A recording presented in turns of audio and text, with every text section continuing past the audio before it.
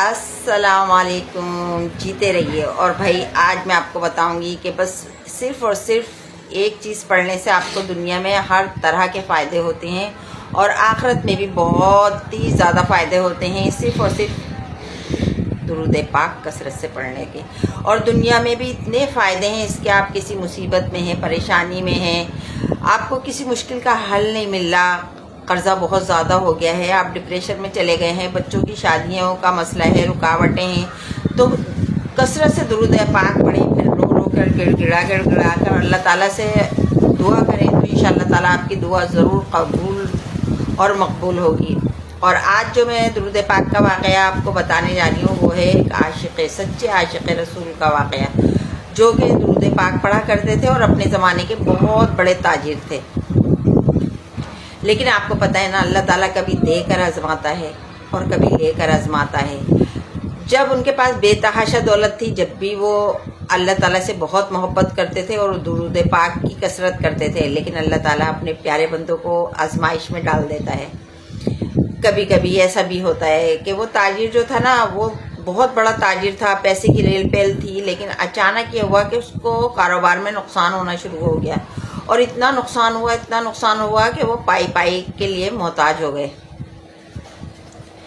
اور ایک وقت ایسا بھی آیا کہ فاقوں تک کی نوبت آ گئی، تو انہوں نے سوچا میرے پاس تو پیسے ختم ہو گئے، کیوں نہ میں کسی سے پیسے قرض لے لوں، ادھار لے لوں اور اپنا کاروبار شروع کروں۔ میں تو وہ یہ سمجھتے تھے کہ میں کاروبار میں بہت ماہر ہوں، میں پیسے لے کے کام کروں گا تو کاروبار میرا اچھا چل جائے گا۔ انہوں نے کسی شخص سے بڑی رقم جو تھی نا ادھار لے لی کہ بھائی یہ تو میرا کاروبار چلے گا، میں فوراً ہی ادا کر دوں گا۔ لیکن اللہ کا کرنا ایسا ہوا کہ جب انہوں نے کاروبار شروع کرا نا تو وہ کاروبار میں پیسے ڈوب گئے، اور پھر وہی حالات رہے ان کے۔ اچھا، جب برے حالات ہوتے نا تو کوئی اپنا نہیں ہوتا، سب غیر ہو جاتے ہیں، اپنے بھی غیر ہو جاتے ہیں۔ تو ان کے ساتھ بھی یہی ہوا کہ وہ جس دروازے پہ پیسے مانگنے جاتے لوگ منع کر دیتے تھے، لیکن جن سے انہوں نے ادھار لیا وہ انہوں نے ادھار تو دے دیا تھا، لیکن نقصان ایسا بڑا ہوا کہ وہ ادھار اپنے وقت پر واپس نہ کر سکے۔ وہ شخص آیا اور کہنے لگا بھائی آپ نے وعدہ کیا تھا کہ میں اس تاریخ کو پیسے دے دوں گا، لیکن آپ نے دیے نہیں۔ انہوں نے بولا کہ بھائی مجھے تھوڑی سی مہلت کچھ اور دے دیں، انشاءاللہ تعالیٰ میں آپ کے پیسے واپس کر دوں گا، کیونکہ ابھی تو میرے پاس پیسے ہیں نہیں۔ انہوں نے اس شخص سے وعدہ تو کر لیا، لیکن وہ سوچ میں پڑ گئے کہ میں اب آخر پیسے دوں گا کہاں، اب تو کوئی مجھے ادھار بھی نہیں دیتا جو میں ادھار لے کر دوبارہ کاروبار شروع کروں۔ اتنے پریشان تھے، لیکن جو تھے نا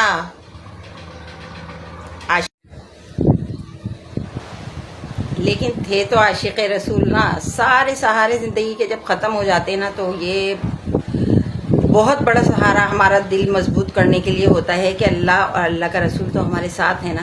وہ درود پاک پڑھنے لگے، اتنا درود پاک پڑھا، کثرت سے پڑھا درود پاک، سچے دل سے پڑھا، اور رونا آ گیا کہ اللہ تعالیٰ میں کیا کروں گا، میرے پاس تو بالکل بھی پیسے نہیں ہیں، میرا کاروبار نہیں ہے، میں نے ٹائم تو دے دیا ہے، لیکن جب وہ دوبارہ آئیں گے تو میں انہیں کیا جواب دوں گا۔ خیر وہ وقت بھی آ گیا، وہ تاریخ بھی آ گئی کہ جس کا انہوں نے وعدہ کیا تھا۔ تو جو شخص نے ادھار دیا تھا وہ آئے اور کہا کہ لاؤ بھائی آپ نے بلایا تھا، میں جب آتا ہوں آپ ٹال دیتے ہیں، جب میں آتا ہوں آپ تاریخ پہ تاریخ دیتے ہیں، آج آپ کے پاس پیسے نہیں ہوں گے تو میں قاضی صاحب سے آپ کی شکایت کر دوں گا اور آپ کو سزا ہو جائے گی۔ اب جنہوں نے قرض لیا تھا، قرض دار تھے، وہ تاجر کہنے لگے کہ بھائی میرے پاس تو واقعی میں پیسے نہیں ہیں، میں بہت پریشان ہوں، میں نے بڑی کوشش کی لیکن میں کامیاب نہیں ہو سکا۔ تو جو شخص کا قرضہ لیا تھا وہ بڑے غصے میں آ گئے اور سیدھے قاضی صاحب کے پاس پہنچ گئے اور جا کر تمام ماجرا ان کو سنایا ہے کہ بھئی تاریخ پہ تاریخ بدل لے گئے، لیکن میرا پیسے جو ہے وہ دینے کا نام نہیں لے رہے۔ بہت غصے میں تھا وہ شخص۔ تو پھر قاضی نے وہ جو تھے جنہوں نے پیسے ادھار لیے تھے نا ان کو واپس بلایا اپنے پاس۔ وہ بیچارہ شخص جو عاشق رسول تھا، درود پاک پڑھتا ہوا وہاں تک پہنچ گیا کہ اب دیکھو کیا ہوتا ہے۔ قاضی کے سامنے جب پیش ہوا تو قاضی نے پوچھا کیا یہ جو کہہ رہے ہیں وہ سچ ہے؟ تو تاجر نے کہا ہاں ہاں بالکل سچ ہے، لیکن میں کیا کروں، میں بڑی کوشش کرتا ہوں، میں نے ہزاروں جتن کر لیے، کوشش کر لی، لیکن میرے پاس تو پیسے نہیں ہیں جو میں ادا کر سکوں۔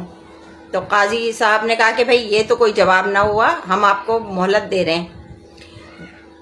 آج 10 تاریخ ہے، اگلے مہینے کی 10 تاریخ تک ہم آپ کو مہلت دیتے ہیں. آپ کہیں نہ کہیں سے ان کے پیسے کا انتظام کیجئے، کیونکہ آپ نے پیسہ ادھار لیا ہے اور آپ کو واپس کرنا ہے. اگر آپ نے واپس نہیں کیا نا تو پھر آپ کو ہم سزا دے دیں گے. وہ تاجر بیچارہ کیا کرتا، مان گیا کہ ٹھیک ہے میں کوشش کروں گا.